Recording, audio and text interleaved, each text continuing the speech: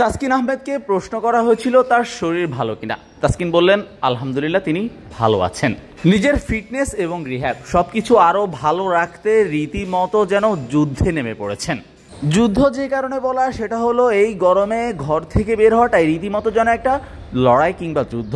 সেখানে তাসকিন মাঠে এসে শুরু করে দিয়েছেন রিহ্যাবের কাজ করছেন নিজের ফিটনেস নিয়ে। তাসকিনের এভাবে বারবার মাথায় পানি দেওয়া দেখেই বোঝা যাচ্ছে ঠিক কতটা নাকাল করে দিয়েছে তাকে এই উত্তপ্ত রোদ। পায়ের ইনজুরি সেরে উঠতে তাসকিনকে অপেক্ষা করতে হবে শ্রীলঙ্কা সিরিজ অর্থাৎ জুন মাস পর্যন্ত।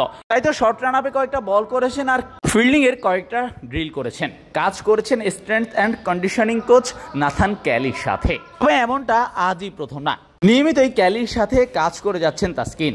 ক্যালির অভিনব কিছু ড্রিল এবং নতুন নতুন ড্রিল ক্রিকেটারদেরকে আরও বেশি ফিটনেস সচেতন করে তুলেছে এবং ক্রিকেটারদের ফিটনেসেও একটা বাড়তি মাত্রা যোগ করেছে। জাতীয় দলের ক্যাম্পের পাশাপাশি কাজ করছেন তাসকিন আহমেদকে নিয়েও। জুনের মাঝামাঝিতে শুরু হবে শ্রীলঙ্কা সিরিজ। তাসকিনকে তখন পর্যন্ত অপেক্ষা করতে হবে তার রিহ্যাব শেষ করতে। তাসকিনের ইচ্ছা তিনি শ্রীলঙ্কা সিরিজ দিয়েই কামব্যাক করতে চান। এক্ষেত্রে এই ব্যাপারটা পুরোটাই নির্ভর করবে তার ফিটনেসের ওপর এবং তিনি কিভাবে রিহ্যাবটা শেষ করছেন কত তাড়াতাড়ি সেটার উপর।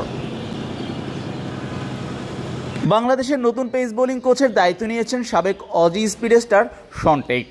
তবে দলের সাথে জয়েন করার সাথে সাথেই পাবেন না দেশের এক নাম্বার পেস বোলারকে। তাসকিন যদি শ্রীলঙ্কা সিরিজ দিয়ে ফেরেন সেক্ষেত্রে সেটাই হবে এই জুটির প্রথম অ্যাসাইনমেন্ট। আগে তাসকিন ডোনাল্ড জুটি দেশের পেস বোলিংয়ের চিত্রটাই অনেকখানি পাল্টে দিয়েছিলেন। এখানে অবশ্য শরীফুল ইবাদতরা পাশেই ছিলেন তাসকিনের। তাসকিন এবং টেট এই দুই স্পিড স্টার নিঃসন্দেহে বাংলাদেশের ক্রিকেটকে নতুন মাইলেজ এনে দিবেন, সেটাই সবার প্রত্যাশা এই মুহূর্তে।